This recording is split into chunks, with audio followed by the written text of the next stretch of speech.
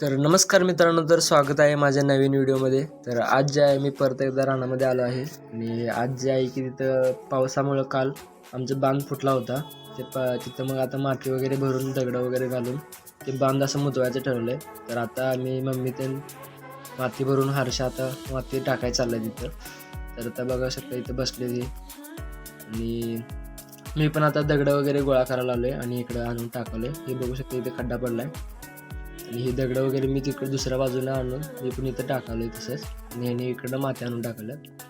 तसंच आता हे माझं दगड आणून टाकायचं झालं म्हटलं, मग आता मी पण थोडंसं माती टाकायचं आणून यांच्यासोबत. आता मी पण तेच माती आणून टाकत आहे इथं.